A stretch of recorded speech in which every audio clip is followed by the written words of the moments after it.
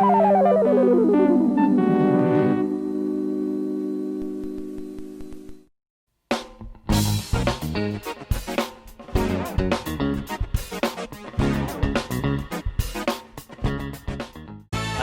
boys and girls. This is your old friend RJ City, and this is the Hollywood Squared Circle, where we talk about wrestling episodes of non-wrestling shows, and today we are talking about the Munsters Season 1, Episode 8, entitled Herman the Great. For those of you who don't know, the Munsters was a family sitcom that started airing in 1964 and did 70 episodes over 2 seasons. It was a dual parody of like classic Universal monsters and the old school family sitcom, and was actually produced by the same team that created Leave It to Beaver. It starred Fred Gwynne as Herman, the adorably hapless Frankenstein monster, gothic bombshell Yvonne DiCarlo as Lily, Herman's vampire wife, Al Lewis as Grandpa, Butch Patrick as the half-werewolf, half-vampire son Eddie, and Beverly Owen, later replaced by Pat Priest, as Marilyn, the only completely human member of the family.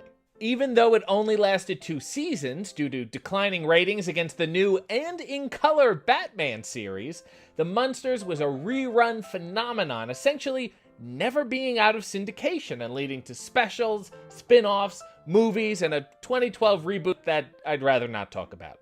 Anyway, on to the episode.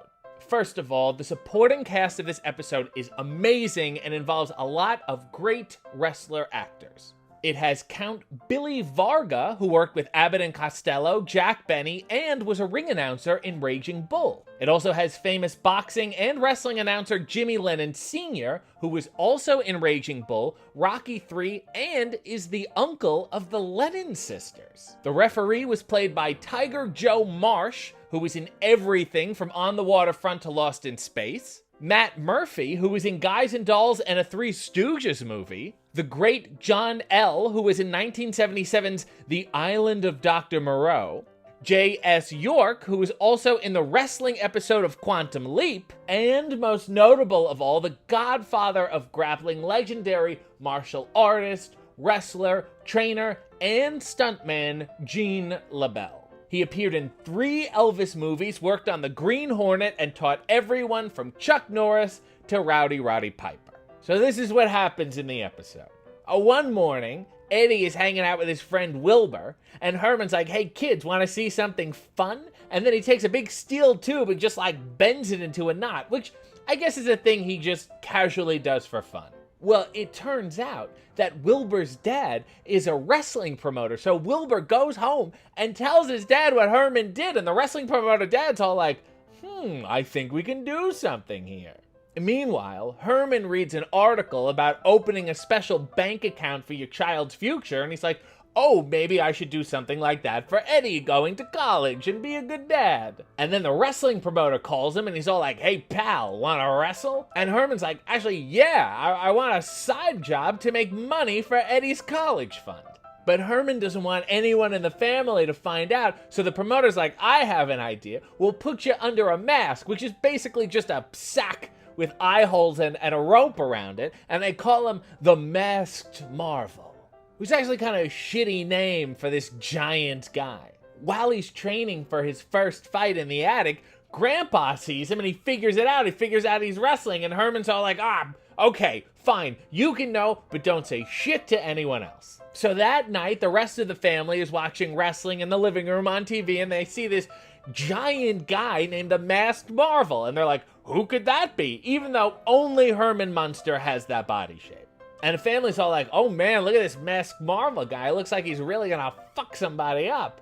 And then Grandpa Munster's like, actually, I think the Masked Marvel might get fucked up. And then they start the match, and obviously Herman has superhuman strength, so he's just whipping this guy's ass. And then all of a sudden, he stops and he loses to a quick pin, and everyone's like, the fuck was that? And then in the locker room, Herman tells Grandpa that he threw the match on purpose and took the fall because he felt bad because during the match, the guy started whispering to Herman about like, oh, please, my family, my poor mother, I'm just trying to make a living. So Herman feels bad and he basically just lets the guy pin him. And Grandpa's like, come on, Herman, think of your son. That's why you're doing this. You can't do that again. You're supposed to be making money for your son. But the same thing happens in the next string of fights, and there's this montage of him beating the shit out of his opponents, and then his opponents whispering during the match about their sad lives, and then him feeling bad and just making them pin him.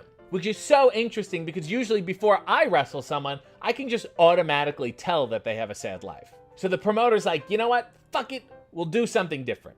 We'll give a cash prize to whatever fan can last the longest in the ring with the Masked Marvel and beat him. So Herman fights this guy who he thinks is a fan, but it actually turns out to be a plant fan who was a wrestler known as the Strangler. And Grandpa is sitting in the audience next to the Strangler's manager. And the Strangler's manager blurts out to him that he drugged the Masked Marvel's drinking water so that he'll fall asleep during the match. And Grandpa's like, fuck this shit.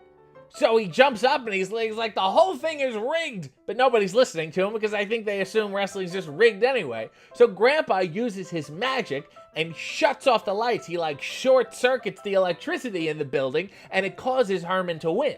But the short circuit starts a fire in the building. So Herman, the good person he is, starts to panic, takes off his mask, revealing that he is the Masked Marvel, and he tells everybody to get out of there because there's a fire in the building. Well, because Herman saved everyone, he's now hailed as a hero, and they give him the $1,000 cash prize, which he uses to start Eddie's college fund, and now everyone knows the secret, but there's no trouble, and no one's mad at him because they know he was just trying to do something nice. So that is the episode, and it is amazing. The wrestling is fantastic. At all points when you see the Masked Marvel, it does seem like it actually is Fred Gwynne, which is amazing. I'm sure he didn't have a lot of time to train, so it's just one episode of a sitcom, but with Gene LeBell involved, you know he was calling the shots and making everything look as good as possible. In terms of wrestling a Frankenstein monster with a heart of gold, this is exactly what it should look like. I think there should be more Masked Marvels in wrestling.